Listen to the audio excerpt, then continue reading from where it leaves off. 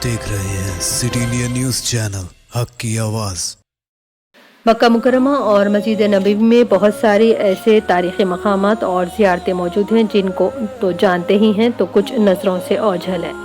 2020 کے سال کی شروعات کے ساتھ ہی کرونا وائرس کی وبا پھیلی، جس کے بعد مسجد نبوی کے برآمدوں اور ہال میں سے تمام قالینوں کو ہٹا دیا گیا تو اس کے نیچے سے چند تاریخی چیزیں برآمد ہوئی ہیں جسے آج تک لوگ جانتے نہیں تھے۔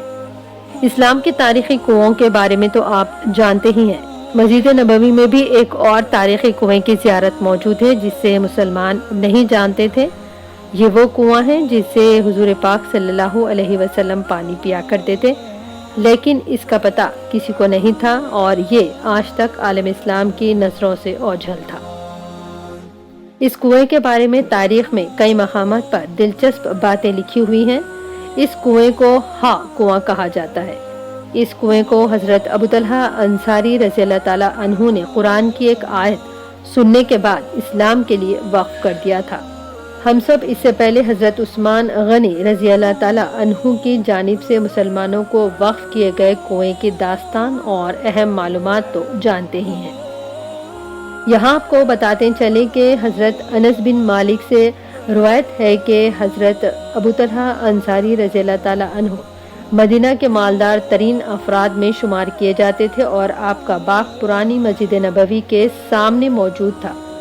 جب قرآن مجید کی آیت نازل ہوئی کہ تم تب تک اچھائی کو نہیں پہنچ سکتے جب تک تم اس مال میں سے خرچ نہ کرو جو تمہارے لیے سب سے زیادہ محبوب ہے، تب حضرت ابو طلحہ انصاری نے جب اس آیت مبارکہ کو سنا، اس کے بعد حضور صلی اللہ علیہ وسلم کی شان اقدس میں تشریف لائے اور کہا، یا رسول اللہ، میں اپنا یہ محبوب ترین کنواں مسلمانوں کے لیے وقف کرنا چاہتا ہوں۔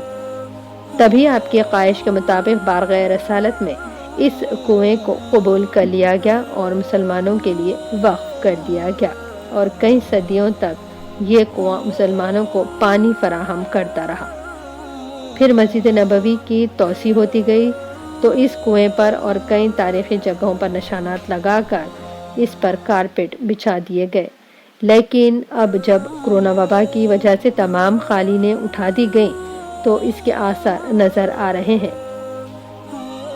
اور مسجد نبوی میں آنے والے لوگ اس کے ساتھ تصویر بنا رہے ہیں۔ یہ کنواں لوگوں کے معلومات تک بھی پہنچ رہا ہے۔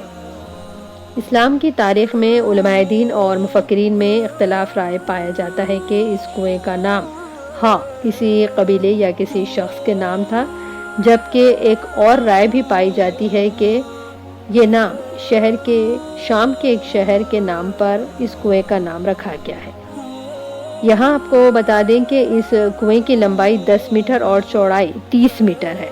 اس کنویں کو ان بابرکت کنووں میں شمار کیا جاتا ہے جہاں سے رسول اللہ صلی اللہ علیہ وسلم پانی پیا کرتے تھے۔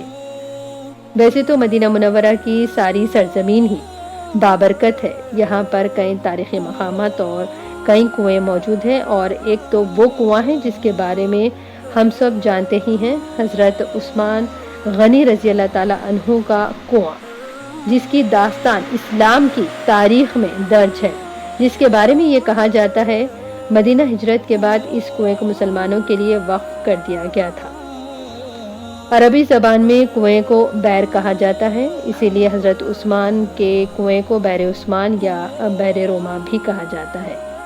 حضور اکرم صلی اللہ علیہ وسلم نے اس کنویں کے بارے میں کہا تھا، جو اس کنویں کو خرید کر مسلمانوں کے لیے وقف کرے وہ جنت میں حوض کوثر کا سودا اس کے ہاتھ پر کرتا ہوں۔ یہ شرف حضرت عثمان غنی رضی اللہ تعالیٰ عنہ کو حاصل ہوا ہے۔ اسی طرح بیر حاتم، یہ بھی ایک قدیم کنواں مسجد قباء کے سامنے موجود تھا، اور بیر بیضوا، اس کنویں کے پانی سے غسل دینے سے بیمار کو شفا حاصل ہوتی ہے۔ اس کنویں میں حضور صلی اللہ علیہ وسلم کا لعاب دہن اور دعا کی برکت ہے، اس کنویں کے پانی میں موجود ہے۔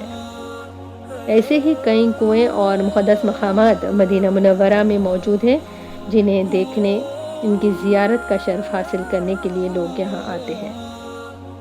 नाज़रीन, ऐसे ही मज़ीद दिलचस्प और मालूमाती वीडियोस के लिए आप देखते रहिए आपका अपना पसंदीदा चैनल सिटी इंडिया न्यूज़, हक़ की आवाज़। दोस्तों, अगर आपको हमारी न्यूज़ और एंटरटेनमेंट तमाम प्रोग्राम पसंद आते हैं तो फिर लाइक करें, शेयर करें और सब्सक्राइब करें, और हाँ, बेल आइकॉन दबाना ना भूलें ताकि आप हमारी हर न्यूज़ और हर एंटरटेनमेंट प्रोग्राम से अपडेट रहें। देखते रहिए सिटी इंडिया न्यूज़, हक़ की आवाज़।